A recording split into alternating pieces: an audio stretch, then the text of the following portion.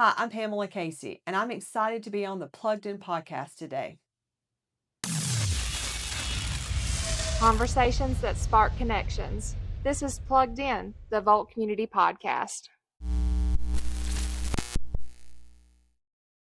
We are so excited today to have Pamela Casey on the Plugged In podcast with us. And I'm going to turn it right over to her because I feel like you need to introduce your own self. Well, I'm Pamela Casey. I've served as district attorney in Blount County since 2010. I've been a prosecutor my whole life, my whole career as an attorney. But more than that, I'm a mom, I'm a wife, and I really just love being a public servant and serving the people of my county and the state.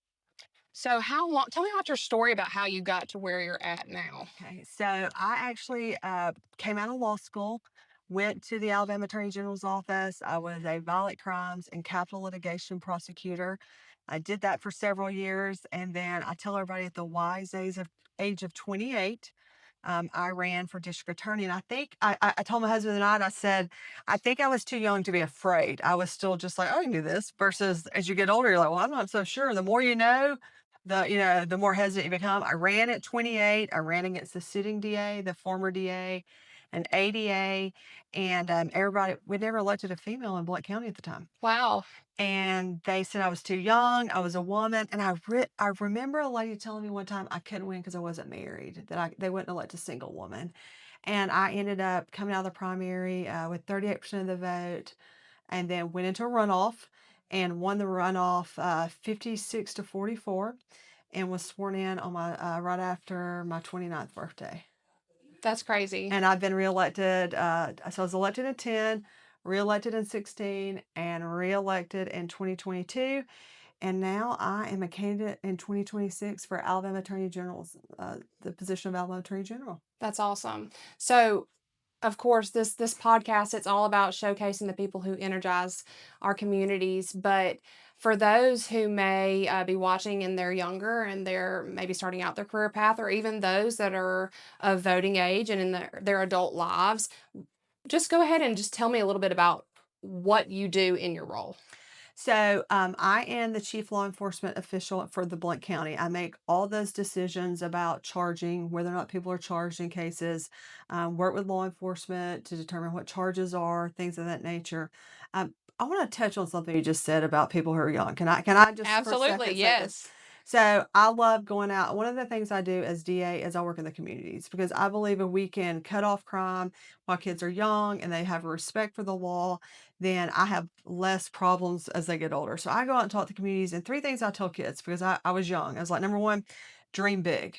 I want kids in our state and our community to have big dreams. Like if you would have told me when I graduated high school that 10 years later that I'd been running for DA of my county, I'd been like, no. Now I would have loved to. That was my dream.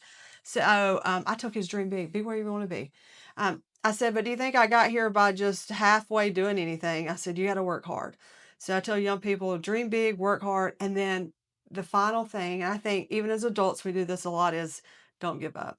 When it seems really, really hard, don't give up. I tell people, life's not fair. You're going to have hard days. Don't give up. And, I take that same thing to my office as DA. We're going to work hard. Don't give up. We have hard days. We were in a big trial this week with a child, and there are just some days you come home, you're like, I don't know if I can psychologically do this anymore. The horrible things we see. But, we are currently SDA working with law enforcement, working with our schools, working with our community. We want to be proactive, not reactive. We want to keep crime away instead of having to react when crime comes into our county. So it's a very big job. It's a 24/7 job. And I would encourage anybody who has interest in prosecuting or being an attorney, come intern. Call up your local DA's office. We've had high school students, we've had college students. I don't think there's one DA in the state that wouldn't let a high school kid come spend a few days with them. So do that. Figure out what you're passionate about.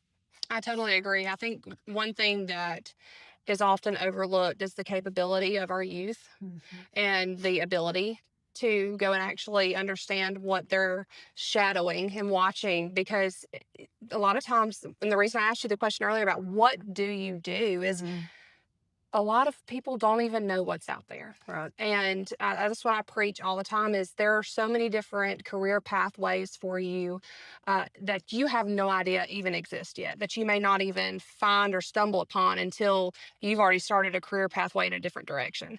So absolutely, I'm a big proponent of shadowing and asking questions, and that's great that they're so willing and you're so willing to let someone come and just watch and see what a day in your life looks like.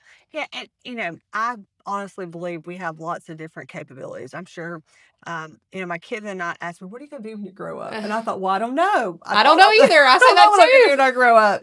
So I think we have different stages of life and we do different things. And if you have lots of interests, go figure out what it is because there's nothing worse than being miserable in a job. And if you think I've had students who say, "I thought I wanted to be a nurse," and then I went and spent a day or two there. I thought, "I do not want to do this," Hmm. And even in lawyers in law school, I tell some of my law students, I'm like, if you think you want to do criminal work, come spend some time with me. But if you don't like it, go find a corporate attorney to work with, vice versa. So, there's so many different ways to open your path. Yeah. And I always tell people you're never too old. I've told you Yeah. that. I mean, Absolutely. you Yeah. can still We talked pursue. about that earlier is that you're never too old to start over and or even reinvent yourself and go down the pathway of what you're finding your passion to be. And Right. that's totally acceptable. And I think Absolutely. people overlook that a lot. Volt Media Group's Plugged In podcast is brought to you by Radney Smith Funeral Home and Frontline Off Road in Sylacauga. Was there a moment in your life that you knew that that was the direction that you wanted to take? So it's really odd. So I did not grow up around attorneys. My mom worked in a cement plant. My dad worked for the highway department. So I did not come from this family of attorneys and courtroom. Now, when I was probably about the sixth grade, my mom was a juror, selected as a juror in the summer. And I went and watched this trial from the back of the courtroom. And I thought, I really like this. And, teachers used to say, like, Pamela, you could argue with a stop sign. I had beliefs and passions, and I would fight for them and argue for them. And so I just always knew. And there was never this one aha moment where I was like, I want to be a lawyer. Now, I did have a little kind of back and forth about what do I want to do. When I was in law school, I was with it. Well, when I was in college, I worked for a civil law firm. We did actually construction defense. And while I was in college, I worked, and I knew that wasn't for me. I love the people I worked for. Mr. Jeter was like a dad to me because I lost my dad when I was younger. And, but I knew that wasn't for me. And then when I got into law school, I worked at a civil firm doing more of a personal injury type work. Didn't think that was for me. And I had a judge one day, and this is when everything kind of clicked. He said, "What do you think you'll do?" And I told him, "I had this job with this firm, but I really want to do criminal work. I don't ever want to see a man who's innocent go to prison." And he said, "Well, don't do criminal defense." I said, "Well, wait a minute. That sounds crazy." He said, as a prosecutor, he said, "You need to be a prosecutor. You touch every case that comes in your office and on your desk. And if you don't feel like there is enough evidence to prove somebody's guilt beyond a reasonable doubt, then you have the discretion and the authority to make that case be dismissed or not be brought." And that really probably changed my life. It would have been in the spring of 2006. And I began in the Alabama Attorney General's office in 2007 doing capital litigation, which are death penalty cases. So it gave me the opportunity and from there. But really that time with Judge McDermott kind of working through what it was that I wanted to do that really probably changed my life. So obviously you deal with a lot of heavy stuff. How do you stay grounded when the current gets rough? Uh, I was talking about this last night. We had a horrible case we just tried, a young girl who was abused, and came home last night. It was dark. I sat out my driveway for just a moment and just thought, wow, I was drained. But I go in the house and I love on my babies. So I have a 4-year-old and a 6-year-old. And so I think it's really important to spend time with your family. Although, as DA, you never get to turn off the phone. We had a deceased child this morning I got a call on. And so it's really about spending time with your family, finding things you enjoy doing. Heck, I love mowing the yard. Mowing the yard. I I just want love to, it. I just want to Yard get work. out. I just want to get out. And I tell my husband something like, no, I'm mowing. I know. I'm I mowing. do Let it me, too. I think, it takes about 2 hours. But we have several acres. And he said one day, he said, how many times did you mow that yard out there? I said, maybe 3. But it was just literally like I was just driving, thinking, and I just enjoy being outside doing yard work. I love doing projects in my home.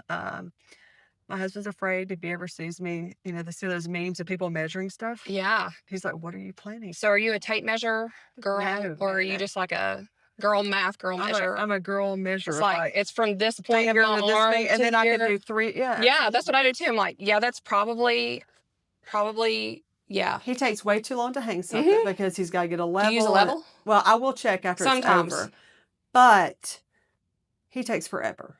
And who cares about a stud? Who needs a stud?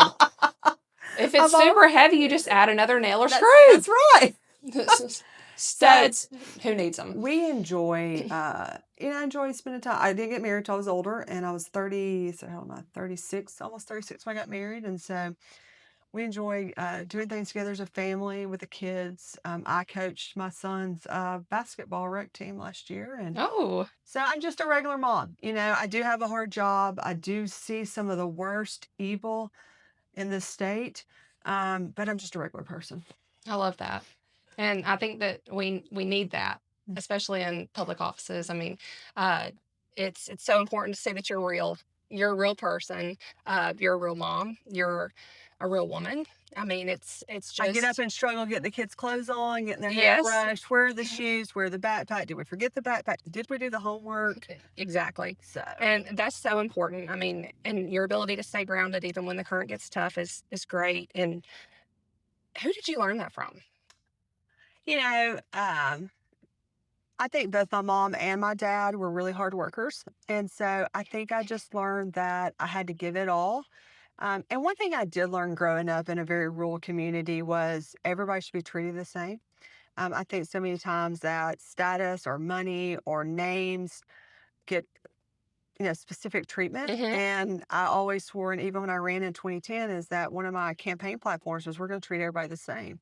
And so I want to treat people the way I treat myself, or I want myself treated. And so that thing kind of keeps me where if we treat everybody the same, do what we're supposed to do, and we're ethical and above board, then, life's going to work out. Not going to have easy days. It's going to get hard sometimes. But I think that just all came from my upbringing. So we're gonna do some rapid fire, or maybe Okay. just a couple. Okay. These are fun questions. Okay. What's your hype up song? Another one bites the dust. I love it. You'd be surprised at how many people I ask that question to, and they're like, "I don't have a hype up song," and I'm like, "How do you not have a hype up song?" Yeah, I play that sometimes at work every once in a while, and we sing it. I mean, like, I just love that. because, there's not a lot of times to be fun times in the office, and sometimes you just gotta have fun. You just gotta have Weekends. fun. Absolutely, I totally agree with that. So, if you were a door or a window, which one would you be and why? Ooh, a window because you can make it a door down the road if you needed it to be. I love that. Unique answer. What's the hardest question that you've ever been asked that's not political? If you were a crayon, what color would you be? And if you could only leave 3 words in the dictionary, what would they be? Oh. And So, what are your 3 words? I don't remember. I just remember like, but now I ask those on any interviews I do with like interns or whatever because I want them to be ready. Like, Yeah. think through. Probably said yellow. I love yellow, and it's sunny, bright. I like yellow Yeah. things. So That's cool. Awesome. I don't know what color I would be. yeah, The rainbow. My 6-year-old would say rainbow. right. That's her favorite color. Everything has to be Every rainbow. rainbow. Rainbow unicorns sparkle. Mm-hmm. So, well, it has been such a pleasure getting to know the real Pamela today. Well, it's not. Thanks for having me. This is Yeah, wonderful. I've enjoyed it. This has been great. It's nice to just talk. It's great to just talk. I love to talk. So, and that's what this is all about. We got a little bit of an inside look onto who you are, and you were just amazing. So, it's been a great conversation. Thank you so much for being on the Plugged In podcast today. It was a pleasure to have you. Thank you. Thank you so much. Volt Media Group's Plugged In podcast is brought to you by Radney Smith Funeral Home and Frontline Off-Road in Sylacauga.